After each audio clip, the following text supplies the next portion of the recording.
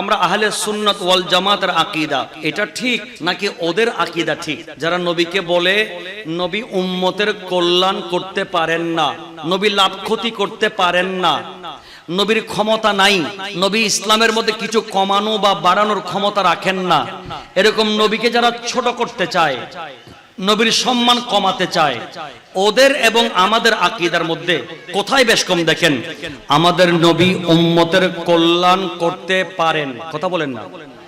আমি এটা আমাকে দিয়ে বলবো না, বুখারী শরীফের হাদিস দিয়ে বলবো। এবার হাদিস শুনেন, এটা মিশকাত শরীফের মধ্যে 176 নম্বর পৃষ্ঠায় আছে। বুখারী শরীফ এবং মুসলিম শরীফের মধ্যে হাদিসটা নোট হয়েছে। গভীর মনোযোগ। হযরতে সাইয়্যিদুনা আবু হুরায়রা রাদিয়াল্লাহু তাআলা থেকে রিওয়ায়াত। দেখেন, নবী যে উম্মতের জন্য আমল বাড়াতেও পারেন আবার কমাতেও পারেন, এটার দলিল এক নাম্বার। দুই নাম্বার দেব একটা, নবী যে উম্মতের কল্যাণ করতে পারেন। কথা বলেন না, ঠিক কিনা? এক নাম্বার দলিল নেন, যেখানে নবী উম্মতের জন্য শরীয়তের আমল, শরীয়তের বিধান কমাতেও পারেন বাড়াতেও পারেন। ক্ষমতা দিয়েছেন কে? আল্লাহ। আমার বাবারা ভাইরা গভীর মনোযোগ। আল্লাহর প্যারা নবী নবুয়তের নূরানী কণ্ঠে এলান করতে লাগলেন, আমার উম্মত শোনো, যখন আল্লাহ পাক রব্বুল আলামিন হজ ফরজ করলেন আমাদের মুসলমানদের উপর, আমার নবীর মাধ্যমে আল্লাহ পাক রব্বুল আলামিন মুসলমান যারা সামর্থ্যবান মুসলমানদের উপর আল্লাহ পাক রব্বুল আলামিন জীবনে একবার হজ ফরজ করেছেন। আমার আল্লাহ রব্বুল আলামিন উম্মতের উপর, বান্দাদের উপর হজ ফরজ করলেন। এই সংবাদটা আমার নবীকে যখন আমার আল্লাহ জানিয়ে দিলেন, এবার আমার নবী সাহাবায়ে কেরামদেরকে জানাচ্ছেন, ও আমার সাহাবীরা, আমি রাসূলুল্লাহকে আল্লাহ পাক রব্বুল আলামিন এলান করেছেন, ইয়া রাসূলুল্লাহ, ইয়া হাবিবাল্লাহ, ওগো আল্লাহর নবী, আপনার উম্মতদের উপর, আমার বান্দাদের উপর, যাদেরকে আমি আল্লাহ সামর্থ্য দিয়েছি, তাদের জন্য আমি জীবনে একবার হজ ফরজ করে দিয়েছি। জোরে বলেন সুবহানাল্লাহ।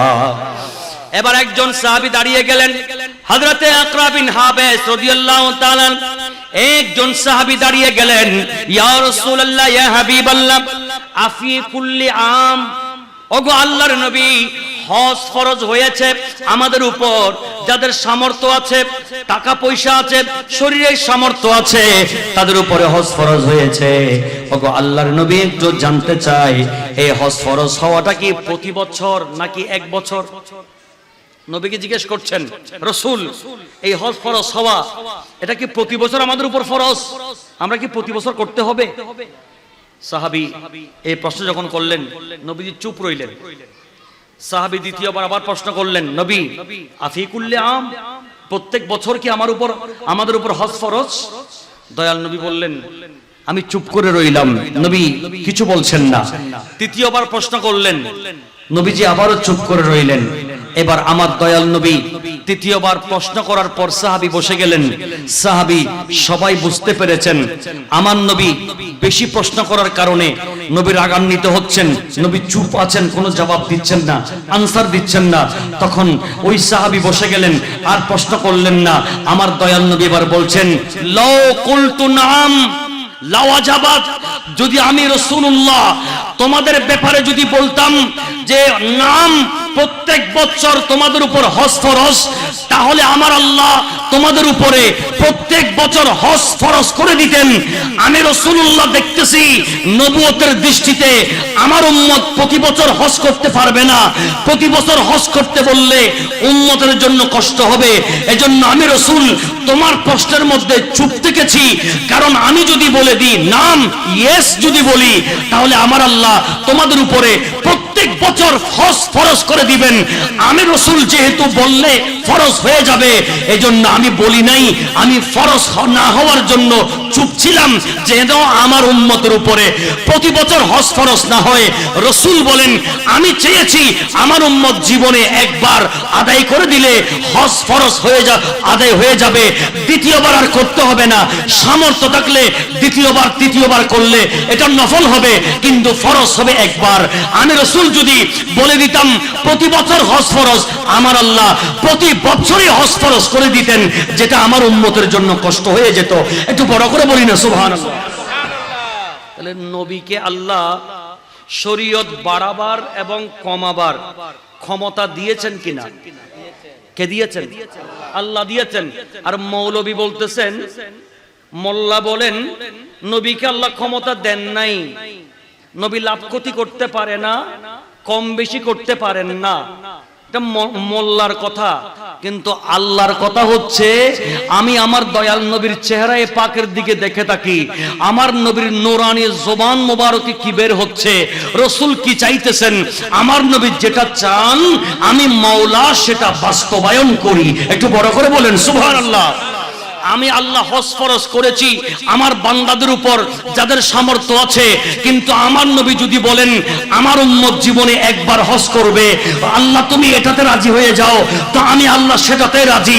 আর রাসূল যদি বলেন প্রতি বছর করো, তাহলে আমি আল্লাহ প্রতি বছর ফরজ করব। আমার রাসূল বলেন আমি চাইনি আমার উম্মতের জন্য প্রতি বছর হজ ফরজ করে দেওয়া হোক, আমি এটা চাই নাই, কারণ আমার উম্মতের জন্য এটা কষ্ট হবে, সেজন্য আমি রাসূল চুপ ছিলাম।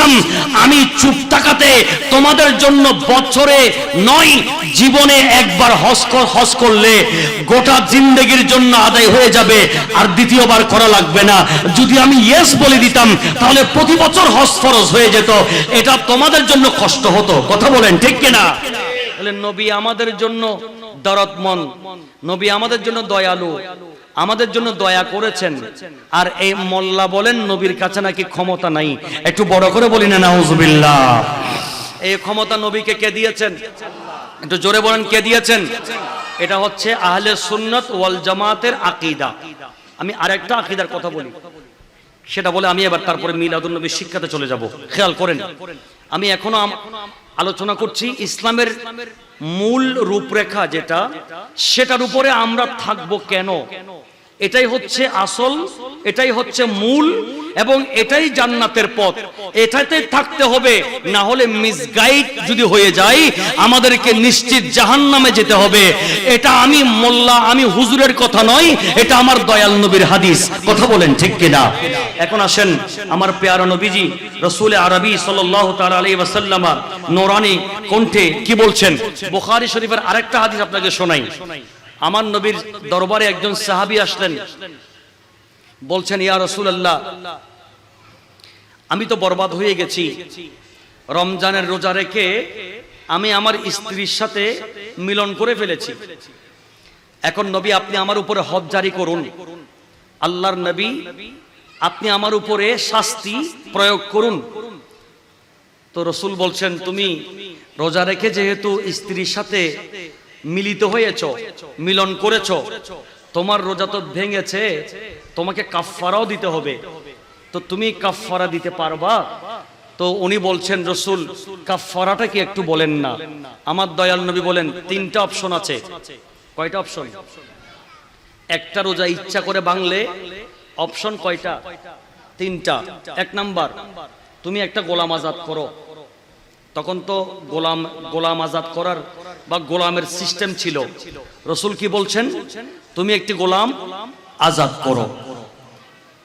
ওই সাহাবী বলছেন রাসূল আমার তো গোলাম আজাদ করার মতো ক্ষমতা নাই, আমি তো গরিব মানুষ, আমার কাছে তো গোলামও নাই, গোলাম আজাদ করার ক্ষমতাও নেই। নবী বলেন তাহলে তুমি ৬০টি রোজা রাখো। একটা রোজা যেহেতু ভেঙে ফেলেছো ইচ্ছা করে, এটার জন্য ৬০টা রোজা রাখতে হবে। উনি বলেন রাসূল ৩০টা রাখতে গিয়ে আমি একটা অলরেডি ভেঙে ফেলেছি, মিস করে ফেলেছি, আবার ৬০টা যদি রাখতে যাই কত না ভুল করে ফেলবো জানি না, নবী গো আমি সেটাও পারবো না। তা আমার নবী বলছেন তাহলে তুমি ৬০ জন মিসকিনকে ২ বেলা খাবার দাও। কয়জন মিসকিন? ৬০ জন মিসকিনকে কয় বেলা খাবার? ২ বেলা খাবার। এই বাচ্চাগুলো কথা বলতেছে বেশি, আপনারা যে একটু সামনে চলে আসতেন আমার জন্য ভালো হতো। বাচ্চাগুলো ওয়াজ বুঝবে না, এরা স্বাভাবিক ছোট ছেলে, কথাবার্তা বলবে, এদেরকে এক পাশে দিয়ে দিলে আপনারা যারা আমার বাবারা আছেন, আমার যুবক ভাইয়েরা আছেন, আপনারা একটু সামনে আসতেন, আমার কথা বলতে ভালো লাগতো একটু প্লিজ। কারণ এই কোরআন হাদিস, এই বুখারী মুসলিমের হাদিসগুলো আমরা ক্লাসে পড়েছি, এগুলো এনে আপনাদেরকে বুঝিয়ে দেওয়া এটা তো একটা সো টাফ একটা বিষয়।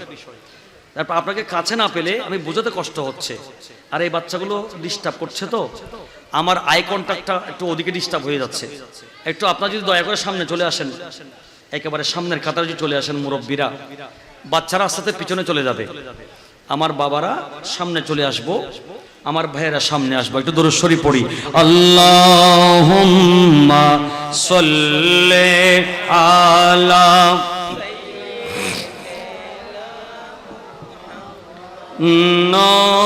নবিয়িনা।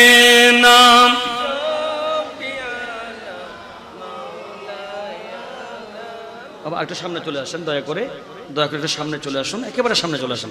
মাশাআল্লাহ, পিছনে তো আর জায়গা নেই, আমরা যদি সামনে এসে একটু বসি তাহলে পিছনে কিছু ভাইয়েরা জায়গা পেয়ে যাবে, এখানে কিছু খালি জায়গা আছে। একটা কথা মনে রাখবো, আমরা এখানে একটা মাসালা বলে দিই, মসজিদের কাতারে মাঝখানে খালি জায়গা রাখা যাবে না। কেন? মসজিদের কাতারে মাঝখানে খালি জায়গা রাখলে সেখানে শয়তান দাঁড়িয়ে যাবে। কে দাঁড়াবে? শয়তান দাঁড়াবে। এজন্য হুজুররা বলে থাকেন, সামনের কাতার পূর্ণ করুন, কাতারের মাঝখানে খালি জায়গা রাখবেন না। লুঙ্গি পায়জামা চুলগিটার উপরে তুলুন, কাতার সোজা করুন, বলে কি না? এটা কেন বলে? যেহেতু আমার নবী মসজিদে নববী শরীফে নামাজ পড়াবার সময় এগুলো বলতেন, সাওয়ু সুফুফাকুম ওয়াতাদিলু, তোমরা কাতার সফ সোজা করো এবং তোমরা কাতারের মাঝখানে খালি জায়গা রাখিও না, ওয়াসাদ্দুল খালাল, তোমরা খালি জায়গা ফিল আপ করে দাও, কারণ খালি থাকলে শয়তান বসবে। কে বসবে? শয়তান বসবে। যেন মাহফিলে বসলো, আমরা মাঝখানে খালি জায়গা রাখবো না, মাঝখানের জায়গাগুলো ফিল আপ করে দেব। আল্লাহ আমাদেরকে যেন তৌফিক দান করেন। একটু মহব্বতের আওয়াজে বলি না আমিন। আমি কি বলতে চেয়েছিলাম, আমার দয়াল নবীর কাছে একজন সাহাবী এসে বললেন, নবী আমি রোজা ভেঙে ফেলেছি, ইচ্ছাকৃতভাবে আমি আমার স্ত্রীর সাথে মিলন করে ফেলেছি। তখন রাসূল কাফফারা বলতেছেন, 1 নাম্বার গোলাম আজাদ করো। উনি বলে আমার সামর্থ্য নেই। 2 নাম্বার 60টা রোজা রাখো, 60 2 মাস রোজা রাখতে হবে। এটা কিন্তু এখনো আছে। ইচ্ছা করে কেউ যদি রোজা একটা ভাঙে, কয়টা থাকতে হবে? 60টা থাকতে হবে। এই জন্য রোজা ভাঙা যাবে না। হ্যাঁ, অসুস্থ হয়ে গেলে, কোনো সমস্যা হয়ে গেলে তখন ভাঙতে পারবো, তখন কাজা দিতে হবে। একটার জন্য একটা, ইচ্ছাকৃত ভাঙলে একটার জন্য 60টা, আর অসুস্থতার জন্য ভাঙলে একটার জন্য একটা। এখন আসেন 2 নম্বরে 60টা রোজা রাখো। 3 নম্বরে সাহাবী বললেন, ইয়া রাসূলুল্লাহ 60টা রাখতে পারবো না। আমার নবী বললেন, তাহলে তুমি 60 জন মিসকিনকে 2 বেলা খাবার দাও। কয়জন মিসকিনকে? 60 জন মিসকিনকে 2 বেলা খাবার দাও। উনি বলেন, রাসূল আমি গরিব মানুষ, নিজে খাইতে পারি না পরিবার নিয়ে, আর 60 জন মিসকিনকে 2 বেলা খাবার আরো কোত্থেকে খাওয়াবো? তা আমার নবী বলেন, তাহলে তুমি গোলামও আজাদ করতে পারবে না, 2 মাস রোজাও রাখতে পারবে না, 60 জন মিসকিনকেও খাবার খাওয়াইতে পারবে না। ঠিক আছে, তুমি তাহলে বসো, আমার দরবারে একটু বসো, অপেক্ষা করো। এখন আমার নবী ওই সাহাবীকে বসালেন, উনি বসে আছেন। উনিও কিসের আশায় বসে আছেন? আমার নবীর পক্ষ থেকে আমার যে গুনাহ হয়েছে, এই গুনাহটা নবী মাফ করাই দিবেন এবং আমাকে কাফফারা থেকে বাঁচিয়ে দিবেন। এটা আমার নবীকে আল্লাহ ক্ষমতা দিয়েছেন, নবী চাইলে পারবেন। কথা বলেন ঠিক কিনা? আমার বাবারা, এবার আমার দয়াল নবী ওই সাহাবীকে বসায় রাখলেন। সাহাবী বসে রইলেন আমার নবীর কদমে পাকে। ইত্যবসরে আমার নবীর দরবারে একজন সাহাবী আসলেন অনেক দূর থেকে, 1 খাঁচা খেজুর নিয়ে আমার নবীর দরবারে এসে বললেন, ওনার বাগান থেকে আমার নবীর কাছে এসে ওই খেজুরগুলো পেশ করলেন। ইয়া রাসূলুল্লাহ, ইয়া হাবিবাল্লাহ, ওগো দয়াল নবী, আমার বাগানের প্রথম খেজুর, আমার বাগানে খেজুর ধরেছে, আমি প্রথম খেজুর থেকে 1 খাঁচা খেজুর আপনি নবীর জন্য নিয়ে আসলাম। আপনি নবী একটু হাদিয়া হিসেবে এগুলো কবুল করবেন, আর আমি বাগানের মালিক আমার জন্য একটু দোয়া করবেন, আল্লাহ যেন আমার বাগানে বরকত দেন, আমাকে আল্লাহ যেন আরো কোটি কোটি রিজিকের মালিক বানিয়ে দেন। জোরে বলেন। আমরা যেভাবে কোন গাছে প্রথম ফল আসলে, বাগানে কোনো ফল আসলে মান্নত করি যে আমি এখান থেকে কিছু আমাদের মসজিদে নিয়ে যাব, ইমাম সাহেব খতিব সাহেব হুজুর দিয়ে ফাতিহা দেব, আল্লাহর দরবারে শুকরিয়া আদায় করব, সবার থেকে দোয়া নেব, মুসল্লিদেরকে খাওয়াবো, অথবা কোন একজন আল্লাহর প্রিয় বান্দা আল্লাহর ওলির দরবারে নিয়ে যাব এবং সেখানে আল্লাহর কাছে একটু দোয়া করাবো যেন আমার নিয়ামত, আমার দৌলত যেন আরো বাড়ে। আমরা মান্নত করি না? সাহাবীরাও করতেন। ওই সাহাবী আমার নবীকে বললেন, ইয়া রাসূলুল্লাহ, ইয়া হাবিবাল্লাহ, আমার এই খেজুর আপনার জন্য আমি হাদিয়া হিসেবে নিয়ে এসেছি, নবী গো আপনি এটা কবুল করবেন আর আমি আমার জন্য দোয়া করবেন, আমার বাগানের জন্য দোয়া করবেন। আমার দয়াল নবীর কাছে যখন এই খেজুরগুলো নিয়ে আসা হলো, আমার দয়াল নবী এবার আল্লাহর দরবারে দোয়া করলেন, রব্বুল আলামিনের দরবারে বরকতের জন্য দোয়া করলেন। দোয়া করার পর এবার দোয়া শেষ হয়ে গেল, ওই খেজুরগুলো সাহাবী বাগানের মালিক আমার নবীকে দিয়ে দিলেন। এখন খেজুরের মালিক আমার নবী। কথা বলেন, খেজুরের মালিক কে? কারণ নবীকে হাদিয়া দিয়েছেন, গিফট দিয়েছেন। এখন সেই খেজুরের মালিক কে হয়েছে? নবী হয়েছে। তখন আমার নবী ওই সাহাবী যখন চলে গেলেন, এখন বলছেন আইনা সায়েল, ওই ব্যক্তিটা কই যে আমার কাছে এসেছিল, রোজা ভেঙে ফেলেছে, স্ত্রীর সাথে মিলিত হয়েছে, রোজা ভেঙে ফেলেছে, তার উপর কাফারা ওয়াজিব হয়েছে, ওই সাহাবীটা কই? আইনা সায়েল, প্রশ্নকারী কই? সাহাবী মাঝখান থেকে দাঁড়ায় গেছেন। ইয়া রাসূলুল্লাহ, আমি আনা লাব্বাইকা ইয়া রাসূলুল্লাহ, রাসূল আমি হাজির আছি, আমি আপনার কাছে চেয়েছিলাম নবী, আমি রোজা ভেঙে ফেলেছি, আমার এই রোজার কাফারার একটা বিহিত ব্যবস্থা আমি চেয়েছি। আমার দয়াল নবী বললেন, এ আমার সাহাবী, তুমি রোজা ভঙ্গ করেছো ইচ্ছাকৃতভাবে, স্ত্রীর সাথে মিলিত হয়েছো, এজন্য তোমার উপরে গোলাম আযাদ করা ওয়াজিব, সেটা পারলে না। তোমার উপরে 60টা রোজা রাখা ওয়াজিব, সেটাও পারলে না। তোমার উপরে 2 মাস রোজা রাখা ওয়াজিব, সেটা পারলে না। তোমার উপরে 60 জন মিসকিনকে খানা খাওয়ানো ওয়াজিব, সেটাও পারলে না। এবার তুমি যাও, আমার কাছে এই খেজুরগুলো এসেছে, এক লাই এক খাঁচা খেজুর, এই খেজুরের মালিক আমি রাসূলুল্লাহ। এবার তুমি এটা নাও, এটা নিয়ে গিয়ে তুমি মদিনার অলিতে গলিতে মিসকিনদের মাঝে এই খেজুরগুলো তুমি বন্টন করো, বিলি করে দাও, গরিব মিসকিনদেরকে দান করে দাও। এই খেজুরের মালিক আমি তোমাকে বানিয়ে দিলাম, তুমি তোমার পক্ষ থেকে ওই খেজুরগুলো তোমার রোজার কাফারা হিসেবে তুমি মানুষের মাঝে দান করে দাও। নবী সাহাবীকে দেখেন কিভাবে বাঁচাচ্ছেন, বাঁচিয়ে নিচ্ছেন। সাহাবীকে খেজুরের মালিক বানিয়ে বললেন, তুমি এগুলো নিয়ে মদিনার অলিতে গলিতে এগুলো বন্টন করো, গরিবদের মাঝে মিসকিনদের মাঝে দিয়ে দাও। সাহাবী বললেন, আলা আফকার মিন্নি, রাসূল মদিনাতে তো আমার চাইতে বড় ফকির, আমার চাইতে বড় মিসকিন দ্বিতীয় আর কেউ নাই। দেখেন সাহাবী কত চালাক, ইনি একটি ভুল করেছেন, সেটার কাফারা দিতে পারতেছেন না। এখন নবী এক খাঁচা খেজুর ওনাকে দিয়ে দিলেন, নিজের খেজুরটা সাহাবীকে দিয়ে দিলেন, বলে তুমি মদিনার অলিতে গলিতে মিসকিনদেরকে এগুলো বন্টন করো, তোমার রোজার কাফারা হয়ে যাবে, ফিদিয়া হবে। সাহাবী বললেন, নবী আমার চাইতে বড় গরিব, আমার চাইতে বড় মিসকিন এই মদিনাতে তো আর নাই। এটা যখন বললেন, সাহাবায়ে কেরাম তাকিয়ে আছেন, বলে সাহাবী তো বড় চালাক, মানুষটি বড় চালাক, দেখো উনি নবীর দরবারে এসে নবীর কাছ থেকে গুনাহও ক্ষমা করাবেন, আবার খেজুরের খাঁচার মালিকও হবেন, এটাই উনি চাইতেছেন।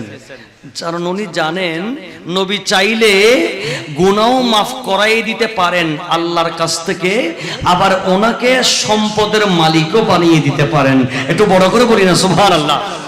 ওই সাহাবী যখন বললেন, ইয়া রাসূলুল্লাহ, ইয়া হাবিবাল্লাহ, আমার চাইতে বড় গরিব, আমার চাইতে বড় মিসকিন এই পৃথিবীর জমিনে, মদিনার জমিনে আর দ্বিতীয় নাই।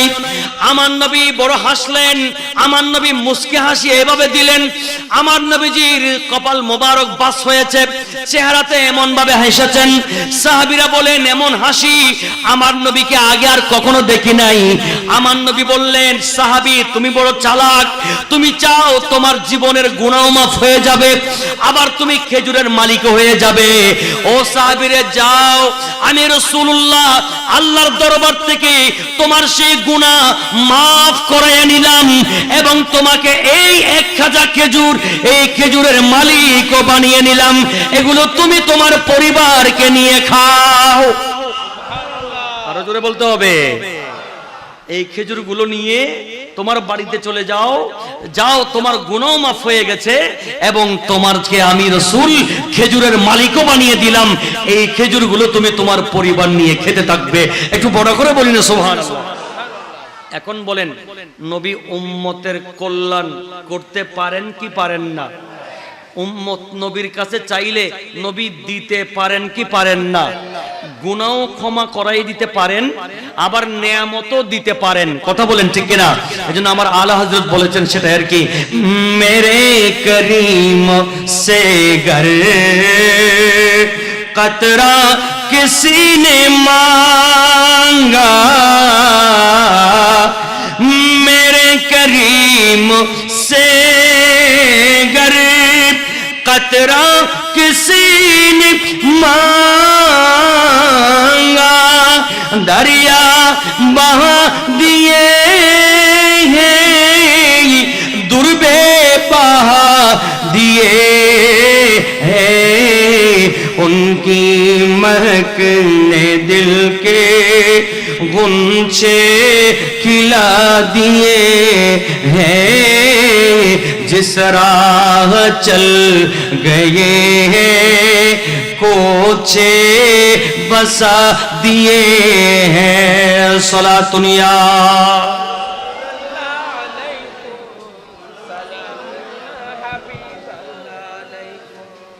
আমার একটা পর্ব কিন্তু এখানে শেষ করেছি। তাহলে আমাদের ইসলামের মূল রূপরেখা আহলে সুন্নাত, একটু সবাই বলবো আহলে সুন্নাত, যেটাকে সংক্ষিপ্ত আকারে বলা হয় সুন্নি জামাত, সুন্নি মুসলমান। কথা কি ক্লিয়ার? তাহলে সুন্নি কি বা ওইটা কি ওইটা কি, এটা আর প্রশ্ন করা চাই না। আজকে থেকে একটাই বুঝি, জান্নাতি রাস্তার নাম আহলে সুন্নাত ওয়াল জামাত। আর আহলে সুন্নাত ওয়াল জামাতের অনুসারী যারা, তাদেরকে বলা হয় সুন্নি। কথা বলেন। তো আমাদেরকে নিয়ে আর তামাশা করার, আমাদেরকে নিয়ে ব্যঙ্গ করার কোনো সুযোগ নাই, কারণ সুন্নিরাই হচ্ছে ইসলামের মূল রূপরেখার মানুষ। কথা বলেন ঠিক কিনা?